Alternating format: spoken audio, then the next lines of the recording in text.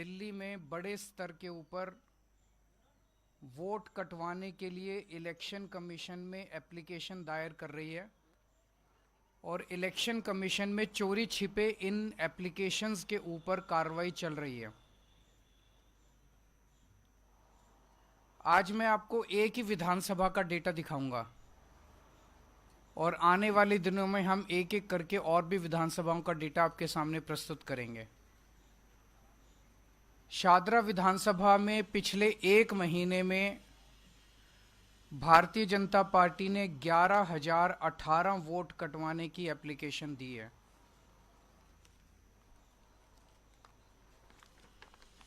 ये वो एप्लीकेशंस हैं।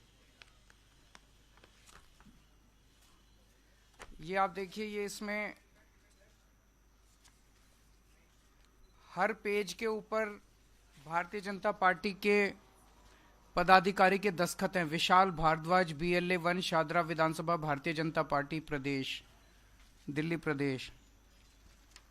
विशाल भारद्वाज, शादरा विधानसभा, भारतीय जनता पार्टी, दिल्ली प्रदेश। हर एक के ऊपर आप देखेंगे कि इनके बीजेपी के पदाधिकारी के साइन हैं और दस्तखत हैं, और ये इस पे भी हर एक पेज पे साइन है, दस्तखत हैं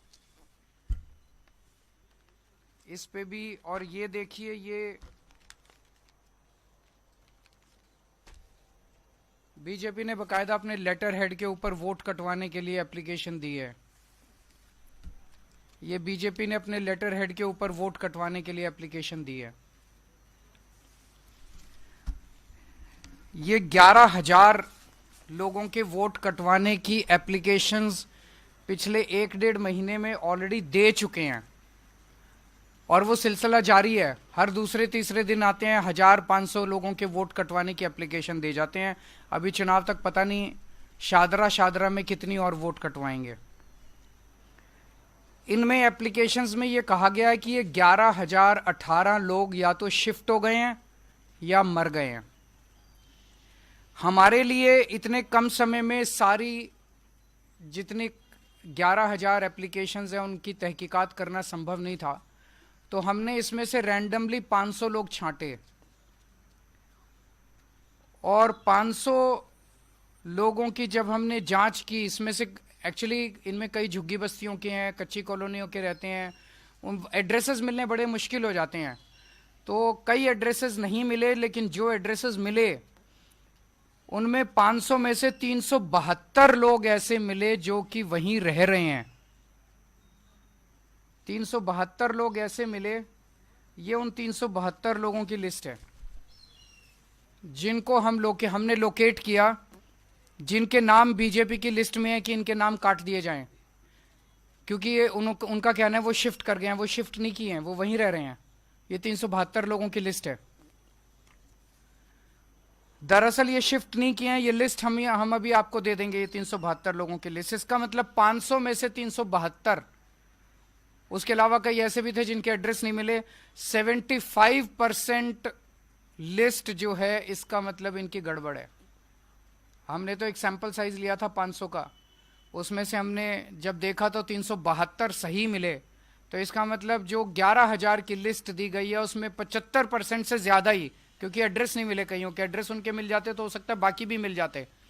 इसका मतलब 75% से ज्यादा लोग सही है, वहीं रह रहे हैं, जिनको गलत कटवाने के लिए उन्होंने डाला है।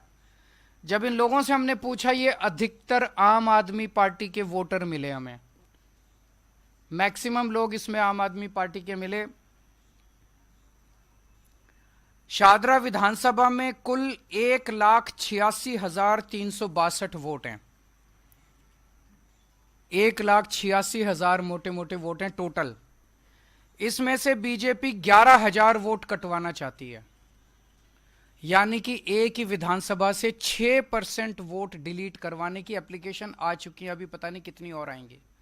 6% वोट एक विधानसभा से अगर आप कटवा देंगे तो चुनाव का मतलब क्या?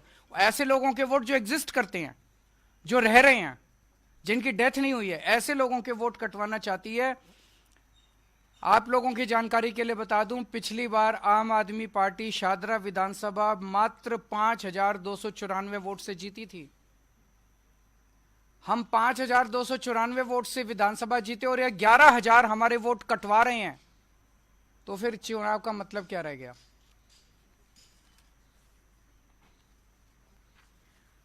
इसमें इलेक्शन कमीशन की भूमिका बहुत संदिग्ध है। इलेक्शन कमीशन का एक रूल है, डेली जितने लोगों के वोट कटने की एप्लीकेशन आती है, इलेक्शन कमीशन को उसकी डिटेल अपनी वेबसाइट पे डेली फॉर्म 10 नंबर फॉर्म 10 में डालनी होती है। आप इलेक्शन कमीशन की वेबसाइट पे जाएंगे तो आपको अलग अलग विधानसभाओं की मिलेगी, मैं बताऊंगा अभी। आपको जान के ताज्जुब होगा कि कल तक इलेक्शन कमीशन की वेबसाइट पे शादरा विधानसभा में मात्र 487 एप्लीकेशन दिखाई जा रही हैं कि डिलीशन के लिए आई हैं। इसका मतलब जो 11,000 एप्लीकेशन बीजेपी ने दी हैं वो चोरी छुपे उसके ऊपर काम चल रहा है, इलेक्शन कमीशन ने अपनी वेबसाइट पे नहीं डाली हैं। दोबारा मैं बता दूं, इलेक्शन कमीशन में जितनी भी एप्लीकेशन डिलीशन की आती हैं, इलेक्शन कमीशन को अपनी वेबसाइट पे डालना पड़ता है कि ये एप्लीकेशंस डिलीशन के लिए आई हैं, डिलीट करने के लिए हम इस पे कार्रवाई कर रहे हैं। कल तक की डेट पे पिछले 1 महीने में इलेक्शन कमीशन की वेबसाइट पे जो एप्लीकेशंस आई हैं वो नंबर दिखाया जा रहा है मात्र 487, जबकि 11,000 तो अकेले बीजेपी ने दिए हैं। तो इसका मतलब इलेक्शन कमीशन बीजेपी के एप्लीकेशंस को तो दिखा ही नहीं रहा अपनी वेबसाइट पे, और जबकि उसके ऊपर इलेक्शन कमीशन कार्रवाई शुरू कर चुका है। और उसका सबूत यह है, इलेक्शन कमीशन ने 22 नवंबर को यह ऑर्डर पास किया है जिसमें इलेक्शन कमीशन कह रहा है कि ये अटैच करके कि ये सारे बीजेपी की जितनी एप्लीकेशन आई है इन पे कार्रवाई की जाए। ये ऑर्डर है इलेक्शन कमीशन का। इलेक्शन कमीशन ने ऑर्डर कर दिया कि इन सारी बीजेपी की एप्लीकेशंस पे कार्रवाई करो, लेकिन अपनी वेबसाइट पे इसकी डिटेल नहीं डाली। तो इलेक्शन कमीशन की क्या मंशा है? इलेक्शन कमीशन इसका मतलब चोरी छिपे बीजेपी के सारी डिलीशन की एप्लीकेशंस के ऊपर काम कर रहा है।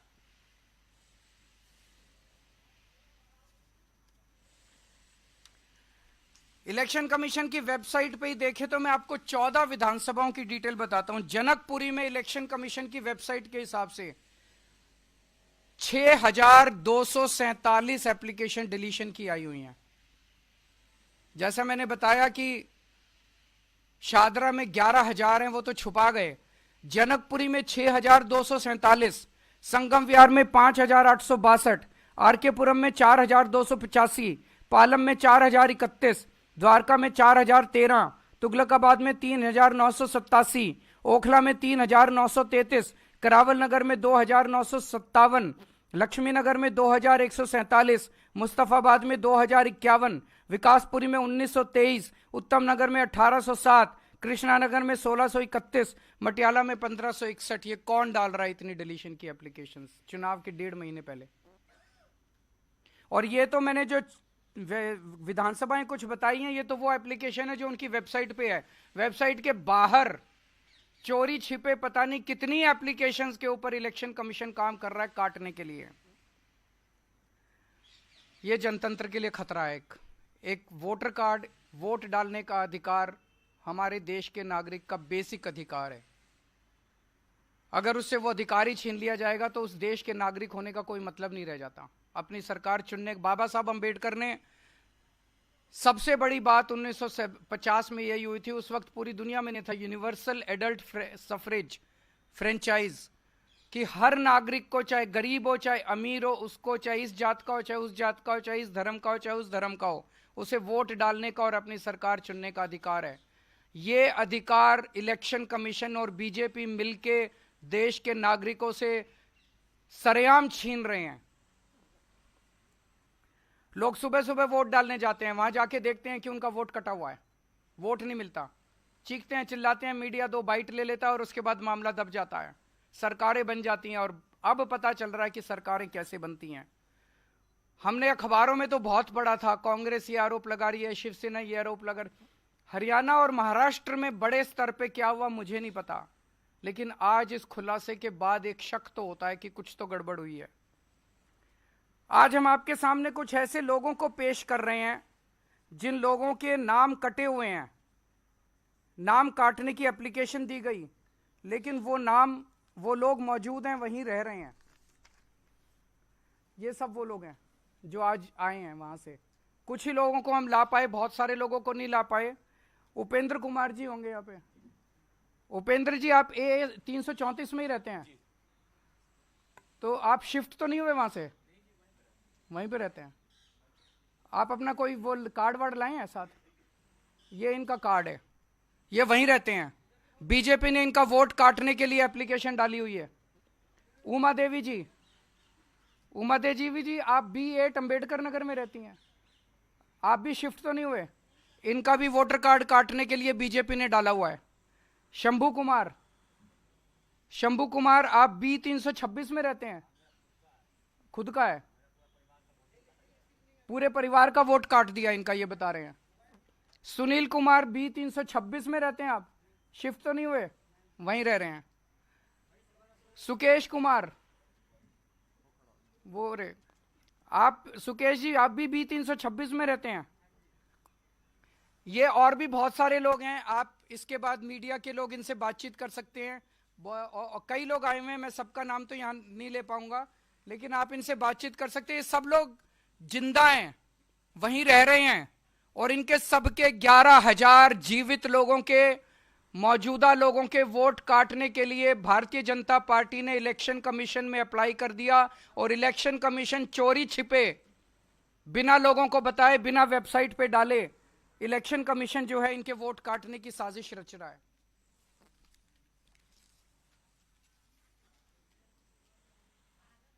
बीजेपी दिल्ली की जनता से बुरी तरह से डरी हुई है। दिल्ली की जनता बीजेपी से बहुत नाराज है।